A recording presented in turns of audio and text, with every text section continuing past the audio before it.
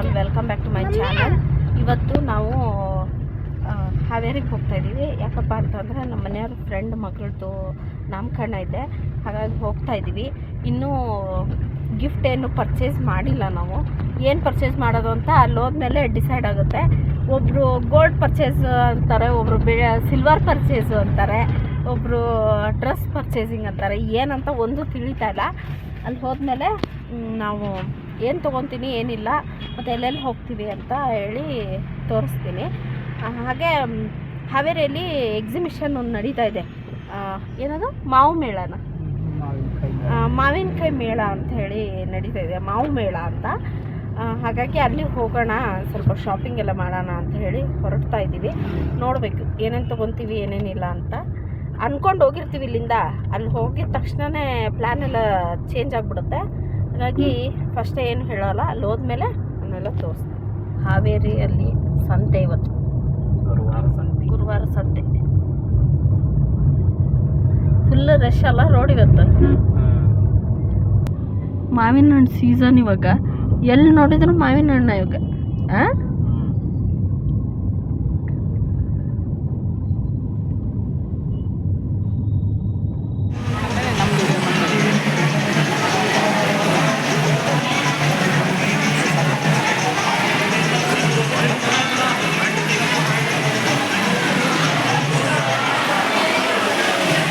ಏನು ನೋಡ್ತಾ ಇದ್ದೀರಾ?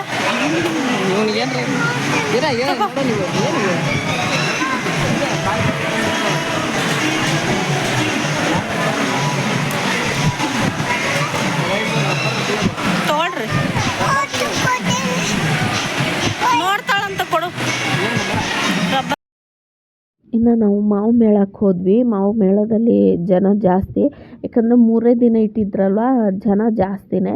ಇನ್ನು ನಾವು ಒಂದು ಸ್ಪೆಕ್ಸ್ ತೊಗೊಂಡ್ವಿ, ಚೆನ್ನಾಗಿದೆ ಕ್ವಾಲಿಟಿ ಎಲ್ಲ. ನಾನು ಇನ್ನೊಂದು ತೊಗೊಳಕ್ಕಾಗಲಿಲ್ವಲ್ಲ ಅಂತ ಅನ್ನಿಸ್ತು ಬರಬೇಕಾದ್ರೆ. ಮರ್ತೋಗ್ಬಿಟ್ಟೆ ನಾನು, ವಾಪಸ್ ಬರಬೇಕಾದ್ರೆ ತೊಗೊಂಡು ಹೋಗೋಣ ಅಂತ ಅಂದೋಳು. ಒಂದೇ ತೊಗೊಂಡ್ವಿ. ಇನ್ನು ಅಲ್ಲಿ ಫುಡ್ ಕೌಂಟ್ರು ಸಪ್ರೇಟ್ ಇತ್ತು.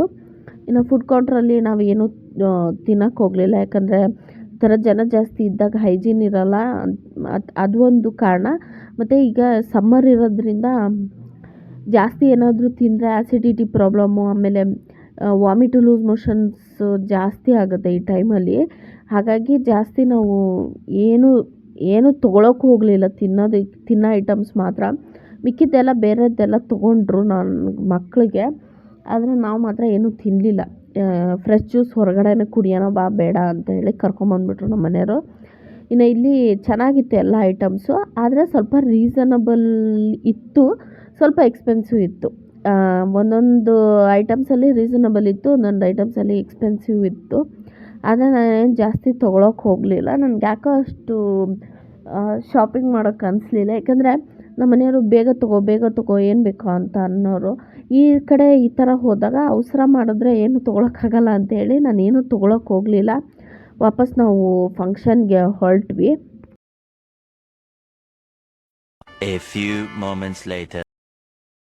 ಇನ್ನು ನಾವು ಫಂಕ್ಷನ್ಗೆ ಹೋಗೋಷ್ಟೊತ್ತಿಗೆ ಒಂದು 2 ಗಂಟೆನೇ ಆಗೋಯಿತು. ಇನ್ನು ಫಂಕ್ಷನ್ ಎಲ್ಲ ಚೆನ್ನಾಗಾಯಿತು. ಇವ್ರ ಮಗಳ ನಾಮಕರಣನೇ ಮುಗಿಸ್ಕೊಂಡು ನಾವು ಊಟ ಮಾಡಿಕೊಂಡು ಬಂದಿದ್ದಾಯಿತು ನಾವು. ಇನ್ನು ಇಲ್ಲಿ ಒಂದು ವಿಡಿಯೋ ಮಾಡಿಕೊಂಡೆ ನಾನು, ಇರಲಿ ಅಂತ ಹೇಳಿ. ಇವರೆಲ್ಲ ನಮ್ಮ ಮನೆಯವ್ರ ಫ್ರೆಂಡ್ ಇದ್ದಾರಲ್ಲ, ಅವ್ರ ವೈಫು. ಹಾಗಾಗಿ ಒಂದು ವಿಡಿಯೋ ಮಾಡಿಕೊಂಡೆ, ಮೆಮೊರಿ ಆಗಿರುತ್ತೆ ಅಂತ ಹೇಳಿ. ಇನ್ನು ನಾವು ಅವ್ರಿಗೆ ಗಿಫ್ಟ್ ಏನು ಮಾಡಿದ್ವಿ ಅಂದರೆ, ನಾವು ಏನೇನೋ ಪ್ಲ್ಯಾನ್ ಮಾಡ್ಕೊಂಡಿದ್ವಿ, ಅದೆಲ್ಲ ಪ್ಲ್ಯಾನ್ ಎಲ್ಲ ಫ್ಲಾಪ್ ಆಯಿತು. ನಾನು ಮುಂಚಿತವಾಗಿ ಹೇಳಿದ್ದೆ, ನಾವು ಅಂದ್ಕೊಂಡಿದ್ದು ಯಾವುದು ಅಲ್ಲಿ ಪ್ಲ್ಯಾನ್ ವರ್ಕ್ ಆಗೋಲ್ಲ ಅಂತ ಹೇಳಿ. ಅವರು ಲಾಸ್ಟಿಗೆ ಏನು ಡಿಸೈಡ್ ಮಾಡಿದ್ರು ಅಂದರೆ ಅಮೌಂಟ್ ಕೊಟ್ಬಿಡೋಣ ಅಂತ ಹೇಳಿ ಡಿಸೈಡ್ ಮಾಡಿ ಅಮೌಂಟನ್ನೇ ಗಿಫ್ಟಾಗಿ ಕೊಟ್ಟರು ಅವರು. ಅಲ್ಲೆಲ್ಲ ಮುಗಿಸ್ಕೊಂಡು ನಾವು ವಾಪಸ್ಸು ಬರ್ತಾ ದಾರಿಯಲ್ಲಿ ಐಸ್ ಪಾರ್ಲರ್ ಇತ್ತು, ಹಂಗೆ ಒಂದೊಂದು ಐಸ್ ತಿನ್ನೋಣ ಅಂತ ಹೇಳಿ ಹೋದ್ವಿ. ಸ್ವಲ್ಪ ಜನ ಜ್ಯೂಸ್ ಕುಡಿದ್ರು, ಸ್ವಲ್ಪ ಜನ ಐಸ್ ತೊಗೊಂಡ್ವಿ. ಇನ್ನು ನಾವು ಕಾರಲ್ಲೇ ಕೂತಿದ್ವಲ್ಲ, ಬಾ ಅಂತ ಕರೆದ್ರು ಅಂತ ಹೇಳಿ ನಾವು ಮತ್ತೆ ಅಲ್ಲಿ ಹೋದ್ವಿ. ನಿಜವಾಗ್ಲೂ ಚೆನ್ನಾಗಿತ್ತು. ಇದು ಒಂಥರ ಫ್ರೆಂಡ್ಸ್ ಮೀಟಪ್ ಥರ ಇತ್ತು. ಒಂಥರ ಮೆಮೊರಿಯಾಗಿ ಪರಿಚಯ ಇಲ್ಲ ಅಂದ್ರೂ ಪರಿಚಯ ಮಾಡಿಕೊಂಡು ಫುಲ್ ಕ್ಲೋಸ್ ಆಗಿಬಿಟ್ವಿ ನಾವು ಒಂದು 2 ಅವರ್ಸ್ ಅಲ್ಲೇನೇ. ಇನ್ನು ಎಲ್ಲರೂ ತಮಾಷೆ ಮಾಡ್ತಾಯಿದ್ರು, ಯೂಟ್ಯೂಬ್ ಚಾನಲ್ ಇದೆ, ವೀಡಿಯೋ ಮಾಡ್ತಾರೆ ಅಂತ ಹೇಳಿ ನನಗೆ. ಈ ಥರ ತಮಾಷೆ ಮಾಡಿಕೊಂಡೆ ಟೈಮ್ ಪಾಸ್ ಮಾಡಿದ್ವಿ ನಾವು. ಇನ್ನು ಅಲ್ಲೆಲ್ಲ ಮುಗಿಸ್ಕೊಂಡು ಬರೋ ಅಷ್ಟೊತ್ತಿಗೆ ಒಂದು 5-5:30 ಆಗೋಯ್ತು. ಮನೆಗೆ ಬಂದು ಮತ್ತೆ ಮಾಮೂಲಿ ರೊಟೀನ್ ಸ್ಟಾರ್ಟ್ ಆಯ್ತು ನಂದು.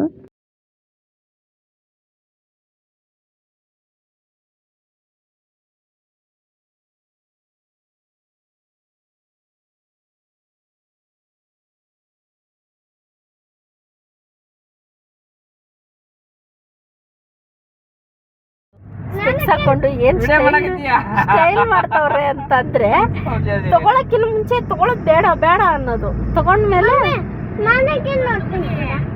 ಸಿಕ್ಕಾಪಟ್ಟೆ ಸ್ಟೈಲ್ ಮಾಡ್ತಾರೆ. ಜಾಸ್ತಿ ಡೌ ಮಾಡ್ತಾವ್ರ ನಮ್ಮ ಮನೆಯವರು. ಜಾಸ್ತಿ ಅನ್ಸ್ತಾ ಇಲ್ಲ ಇದು ಯಾಕೋ.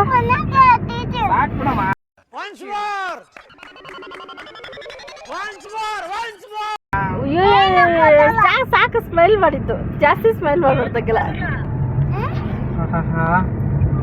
ನೋಡಿ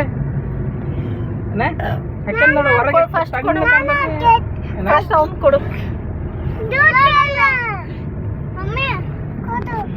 ಎಲ್ಲ ರೀ ನಾನು ಹಾಕೊಡ್ರಿ ಹೆಂಗ್ ಕಾಣ್ತೈತಿ ಹೇಳು. ಈ ಹಾಸ್ಪಿಟ್ಲಲ್ಲಿ ಕಣ್ ಕಾಣಿರುತ್ತಲ್ಲ ಆ ಥರ ಕಾಣ್ತೈತಿ.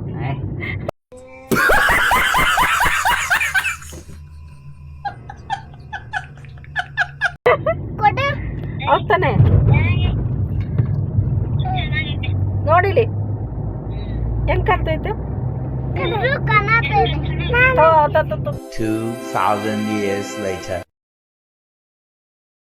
ನಮ್ಮ ಹೆಣ್ಮಕ್ಳಿಗೆ ಎಲ್ಲೇ ಹೋಗಿ ಬರಲಿ, ಏನೇ ಮಾಡಲಿ, ಎಷ್ಟೇ ದಿನ ಹೋದ್ರೂ ವಾಪಸ್ ಬಂದು ನಮ್ಮ ಅಡುಗೆ ಮನೆ ನಾವು ಹೋದ್ರೇ ನಮಗೆ ಸಮಾಧಾನ. ಇನ್ನು ಬಂದು ಕೆಲಸಗಳಂತೂ ಹೇಳೋದೇ ಬೇಡ. ಎಲ್ಲಾದರೂ ಫಂಕ್ಷನ್ಗೆ ಹೋಗ್ತೀವಂದರೆ ಹೆಂಗಿರುತ್ತೋ ಹಂಗಂಗೆ ಬಿಟ್ಟು ಹೋಗ್ಬಿಟ್ಟಿರ್ತೀವ.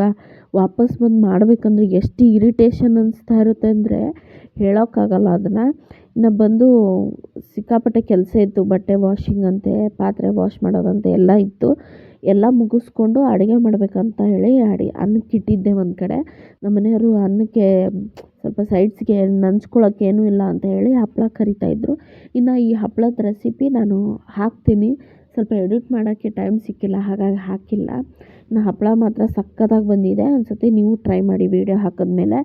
ಇನ್ನು ಈ ಥರ ಏನಾದರೂ ಯಾರಾದರೂ ಹೆಲ್ಪ್ ಮಾಡೋರಿದ್ದರೆ ಎಷ್ಟು ಖುಷಿಯಾಗುತ್ತೆ ನಮಗೆ ಹೆಣ್ಮಕ್ಳಿಗೆ ಅಂತಂದರೆ ಹೇಳೋಕ್ಕಾಗಲ್ಲ, ಅದು ಅಷ್ಟು ಖುಷಿಯಾಗುತ್ತೆ. ಇನ್ನು ನಮ್ಮ ಮನೆಯವರು ಎಲ್ಲಾದರೂ ಹೋಗಿ ಬಂದರೆ ಸ್ವಲ್ಪ ಹೆಲ್ಪಿಂಗ್ ಮಾಡ್ತಾರೆ, ಏಕೆಂದರೆ ನನಗೂ ಸಾಕಾಗಿರುತ್ತೆ ಅಂತ ಅವ್ರಿಗೂ ಅರ್ಥ. ಇನ್ನು ಈ ವಿಡಿಯೋ ಇಷ್ಟ ಆದಲ್ಲಿ ಲೈಕ್ ಮಾಡಿ, ಶೇರ್ ಮಾಡಿ, ಕಮೆಂಟ್ ಮಾಡಿ, ಹಾಗೆ ಸಬ್ಸ್ಕ್ರೈಬ್ ಮಾಡ್ಕೊಳ್ಳೋದು ಮಾತ್ರ ಮರಿಬೇಡಿ. Thank you for watching.